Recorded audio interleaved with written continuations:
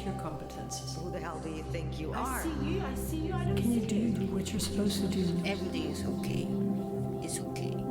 And if you are angry, then you are the crazy one. Give and take. I don't exist. For real. Welcome to For Real, episode 29. This is a podcast on human dignity recorded on the 20th of November 2025 at the Brooklyn Academy of Music in New York as part of their Next Wave festival. We got together with 160 people to look into what it means to matter. Our guests go through a 90-minute experience in which they listen to pre-recorded interviews about the intellectual undermining of women. The music is made by Sarah Jeffrey on recorders and voice, Georgi Dumitriou on viola and guitar, and myself on harp. My name is Andrea Voets, and here at Resonate Productions we make musical journalism by combining social journalism with lots of original music. During 4 moments within For Real, the audience is invited to be interviewed by one of the musicians. And in this podcast, you hear those conversations exactly as they took place. Good evening. Hi. Hi. Would you like to give us your name? Sure, I'm Jeane. Hi, Jeane. Jeane Andrews. And I was born in 1952 in Wisconsin. Mm-hmm. Jeane, which is going to be your question? I guess the third one, when did I feel I was not taken seriously? Often, but in particular, I was getting a PhD in geophysics, and I was a few years into my program, and a professor that I had studied with as an undergraduate was visiting, and a few of us were just sitting around in a room talking, and it was all men and me, and Tom asked me a question or commented on my work, and I didn't actually notice, but he kept at it. And and then I realized that no one listened to me ever. And this person who knew me really well and really respected my work and who I had worked with really cared what I thought. And it was the most powerful and astonishing thing ever. It was, so amazing that I had been just in this with all these other scientists who just didn't listen to me ever. And so I kind of quit listening to myself and really had lost a lot of confidence in really who cared what I thought. And here's somebody who I really respected, who they respected, these other guys, and who was taking me really seriously. How did you notice that he was actually paying attention? Well, because we talked back and forth about ideas and real ideas, real science, and for long enough to get for quite a while. And the guys were just staring at me, kind of like the furniture had started to talk. And it was weird I noticed all of that kind of all at once. But I was really focusing on what I was doing scientifically. And it was heaven to have somebody really listen to me, really. But it was also amazing to have these other people who I was friends with.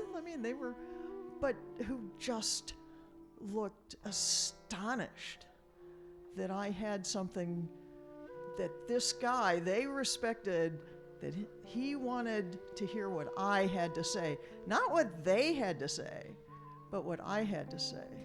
And for context for us, how old were you more or less when you had this first epiphany of being listened to in your field? Well, it wasn't the first, but it was like really an amazing stark one. one. I was, I don't know, probably 32. Oh, not young at all. No, maybe 30, but yeah, no. That means that you had gone through at least 12 years of professional training already before. How did you get through all of these years? Not that well. I was the first woman hired by a major oil company in the 70s, in 1975, and that was right out of college. And that was really interesting. That was, and then, I mean, it was good and bad. There were things that were good. And then I moved to, well, I got fired. You got fired? Yeah, they had been, they didn't want to hire me. I was the only woman, and they hired me because President Nixon had just sort of signed this affirmative action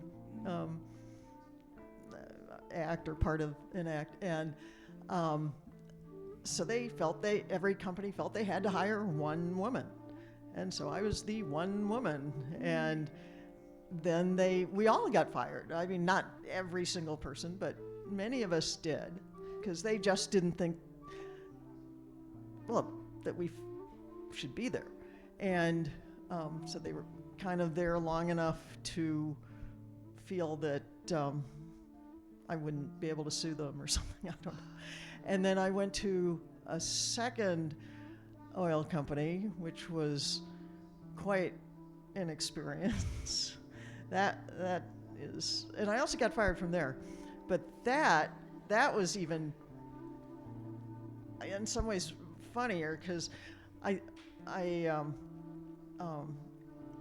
because the head of the lab got fired too, ultimately. So, I mean, he fired, well, there was only me, but it was, I was the only woman, but he was really hammered. And then the company was taken over, so that was a whole nother thing. And then I went to graduate school, and it was, well, there's a lot of sexual harassment, a lot of, and it was just, and I didn't, well, I don't know, I just struggled along doing my thing, and that experience happened. And then I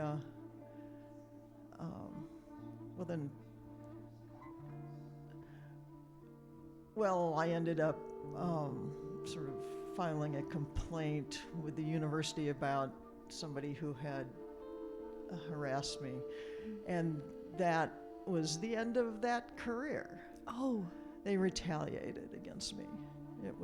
It took them a while, but it was pretty bad. And so I ended up going to law school. And something completely different from geophysics. Yeah, kind of. It was not something I wanted to do.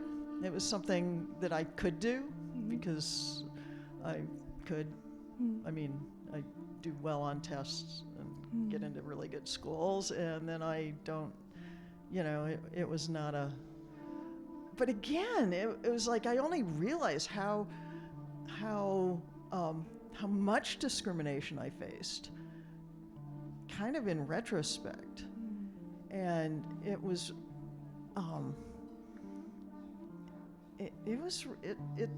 so I've been dealing with it my whole life, just thinking about it and what could have happened, what could have been different. And it's sad to see that it, hasn't, that we're still struggling with this. And it was so exciting being my age, because the women's movement was just barreling ahead. And, I was one of the first women to go to an Ivy League school, to Princeton. It was, I could do anything. And then I get hired by this oil company. I was just on top of the world, but it was like this beating down of everything, constant, just like, I think really not being taken seriously and not, so, I don't know. So it's... I have one final question. Mm. Can you,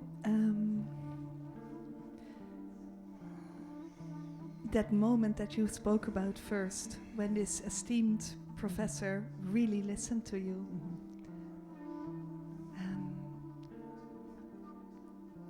what did that feel like for you and yourself at the age of 32 or 30?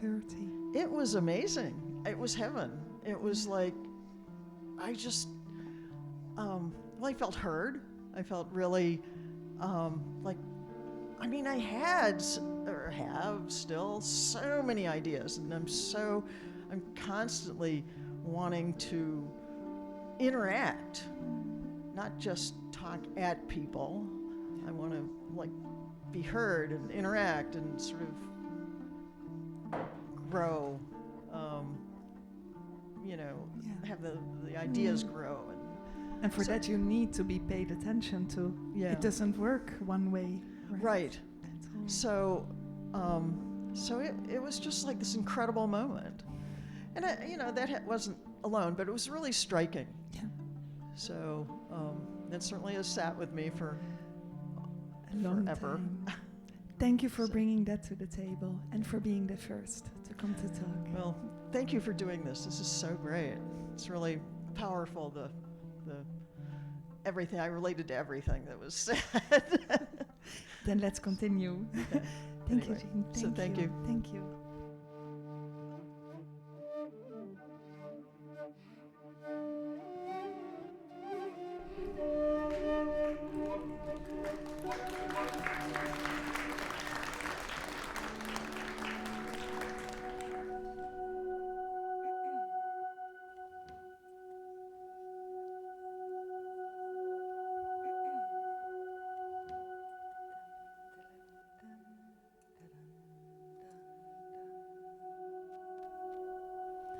Hi, welcome.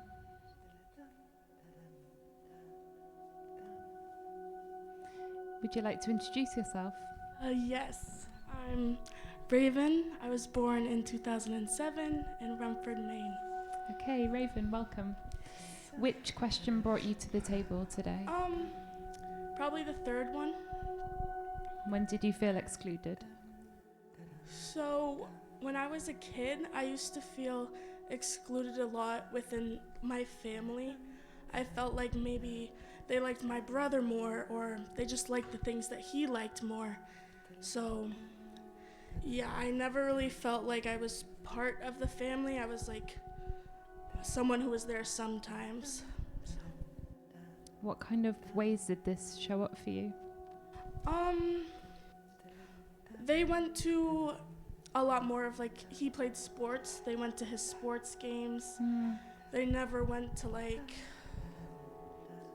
my performances and things like that. They always went to his games, and that definitely didn't help. They always liked to go to places he wanted to, but when it was places I wanted to go to, it was different. Okay, in what way different? Honestly, I don't know why it was different. It was always, they had different feeling when I asked to do something I wanted to do with them, depending if he wanted to do it. Depending on if he wanted to do it? Yeah. Okay. If you could show your family something that you would be really proud of, that you would want them to see you for, what would that be? Probably this. This is not something I would do outside of who I am now. I've definitely grown to be better at not relying on other people, more being okay with doing things by myself. That's good. I want to learn that too. Yes. How did you do that? guess I wasn't really a choice. I was alone, and I was like, I guess I like doing things alone. I can do the things I want to do when I'm alone. So, yeah. And is there something, how to phrase this? Is there something that you like alone anyway that you also like to do with other people, or that helps you find the people that you connect with? I guess really anything. The things I like to do can happen with people. I like creating, like art and music and things like that, and having people. I love to do it by myself, but also having people to like bounce off of.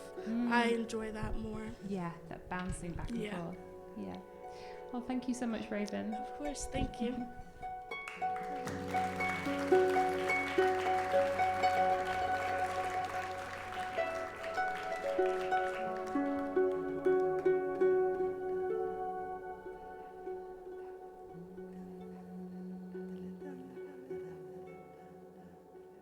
Someone else would like to join here, maybe?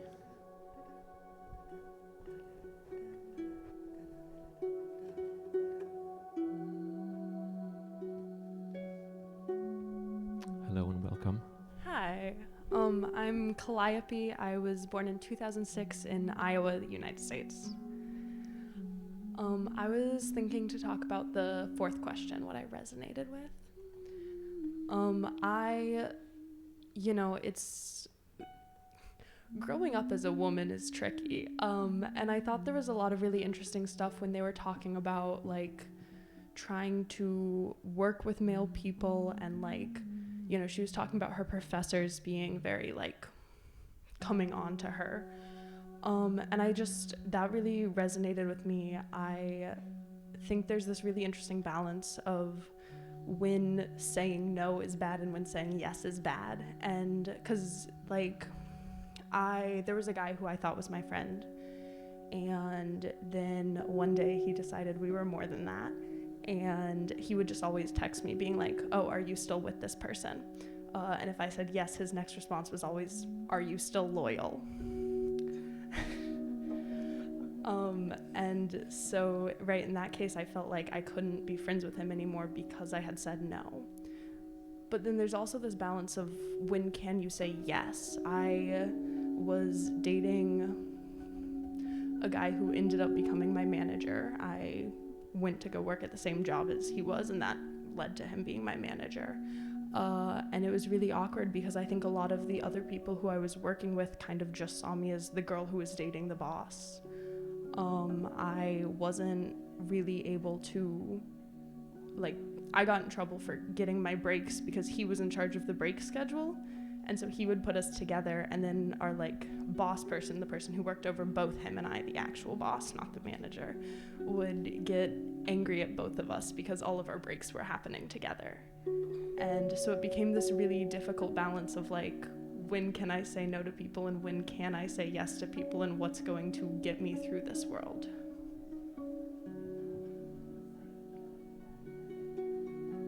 And did you feel like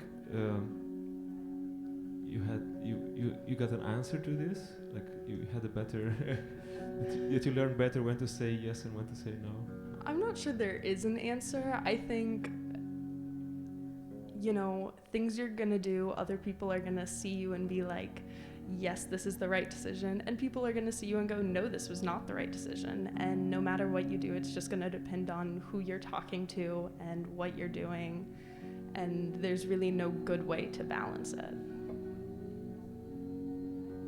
Yeah, probably finding your own way. It's the best way. Yeah. Do what makes you happy, because you're never gonna please everyone else. Well, thank you very much. Yes, thank you.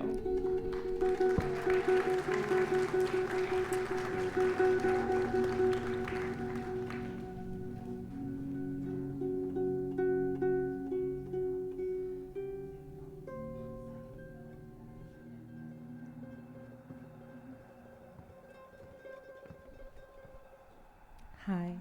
Good evening. I'm Sarah. I was born in 1988. Tomorrow's actually my birthday. Yay, birthdays. And I am from Michigan, in the United States. Sarah, what will be your question? I would love to talk about my mom. Please do. So many things resonated with the last piece. I'll be 37 tomorrow. By the time my mom was my age, she had 4 children, all of which were significantly in elementary school, running the house tirelessly. And I have chosen to be child-free because I'm a theater artist, and I can't conceive of a world in which those two things, especially in 2025, can be economically reconciled. And I love my mom, and I love what she gave me, which is the most amazing gift of unconditional love. I know that she gave up so many things that she probably never even allowed herself to dream about so that she could be present with me and my siblings and give us the gift of self-belief. And I so desperately want to give that to somebody that comes from me as well. And it's just not going to happen. And reconciling those two desires, the desire to stay true to myself as an artist and to stay in reality, which is just I can't afford children, while also knowing I have this gift that my mom gave me that I won't be able to give to somebody that comes from me, is very difficult. I kind of want to tell her, fuck you for being such a good mom. Because it's such a gift and I want to pass it on, and it's easy to say in your 20s, oh, I'm not going to be a parent. Oh, I can't possibly think about raising kids. But once you really see the biological opportunity really running out, you're like, oh shoot, this is really not going to happen. This is really not happening, and I don't have a roadmap. I'm walking blindly through this darkness of child-free existence. What does that look like? What will it be? And I don't know. And she can't tell me. Yeah, so. Do you remember the moment that it started to dawn on you that you really couldn't afford to become a mother? I was babysitting 2 young children in Greenpoint. I was right out of undergraduate, right out of acting school. And they were at the Greenpoint YMCA. And one was 3 and not potty trained, and one was just getting out of her ballet class and she was 4. And the 3-year-old had to use the bathroom, and he went in his pants, and I'm trying to hold him away from me so I don't get covered in his poop. And we're running down the stairs to where the bathroom is, and the 4-year-old is crying behind me trying to get in there. And I just was like, how do people do this? And if I were to be a parent right now in 2025, I would probably end up having a situation like that, and I wouldn't be writing. And no theater company would be like, oh, let's work with her, because I would never have time. I would never be available because somebody has to take them places. Somebody was paying me to take them places. And I remember the husband of that woman, who was an actor herself, and she was paying me to watch her kids so she could go to rehearsals and memorize lines. And her husband was very resentful because they were basically just breaking even. It was like he was paying for her hobby. And my husband isn't like that, but stressful things, especially with money, I can see that kind of, you can only carve up so much room for yourself as a mother, especially when it comes to money. That sounds like a terrible conversation to have. How much is worth my time versus your time? And a last question. You work in the arts. what does that have to do with this whole story? Of motherhood? Yeah, and making that equation of affordability. Well, I've never had health insurance through theater. I've never made a living wage through theater.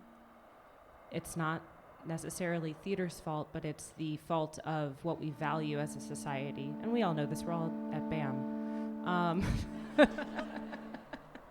We all get it. But I do believe that what has almost as much value, and maybe this is me being an artist, is ideas and stories and thoughts, and even just the quote of somebody that you interviewed where it's like, we're entitled to half. We are not a minority. We are half the population. That's what's going to be in my brain for the rest of, who knows, forever maybe. And that's just as valuable as money. But I wish we had enough money that we could afford everything that we deserve as well. On that note, Sarah, let's go. Thank you. Thank you.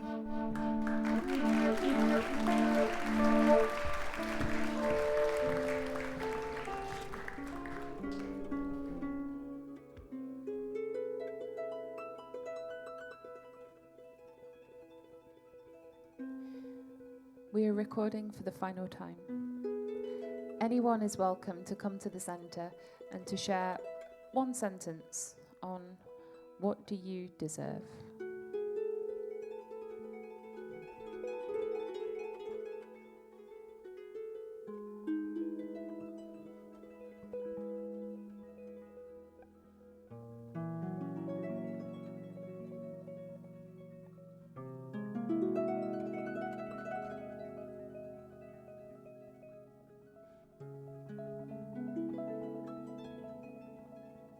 I deserve my own happiness.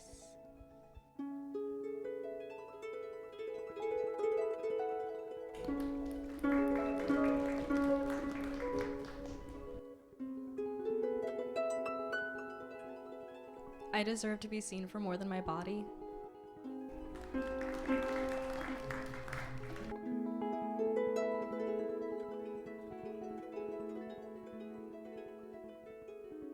I deserve to be angry.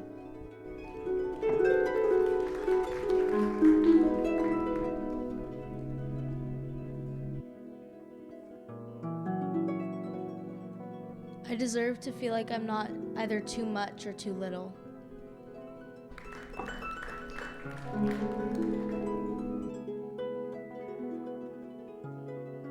I deserve to feel like I can be myself.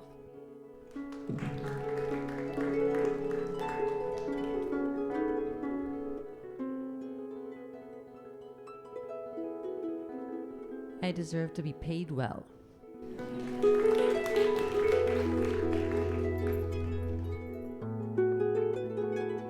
I deserve to be surrounded by people that care about me.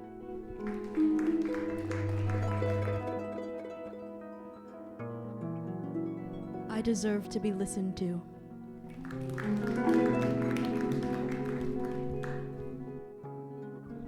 I deserve a fair and fighting chance.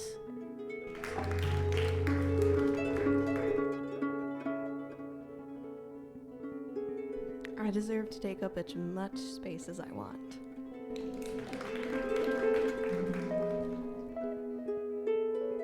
I deserve to be represented in the media, books, and TV.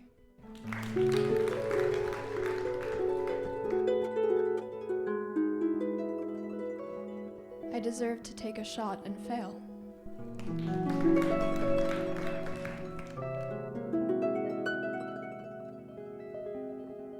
I deserve to be understood.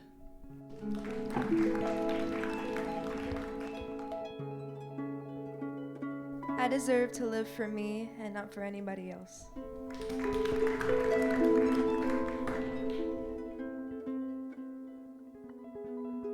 I deserve to feel like enough.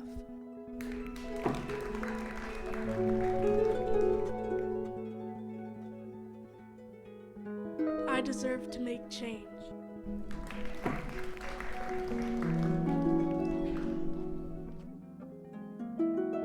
I I deserve the freedom to explore my own soul.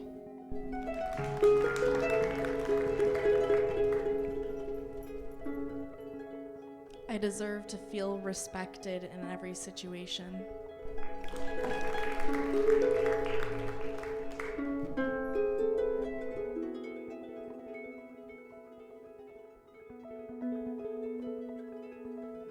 I deserve to walk through the world unburdened by the weight of what everyone else thinks of me.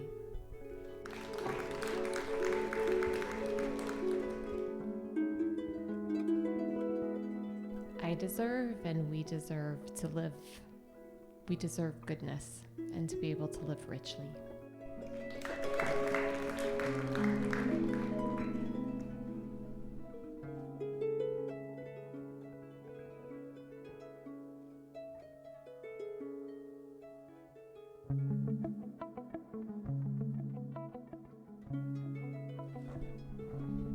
I deserve to be proud to be a woman.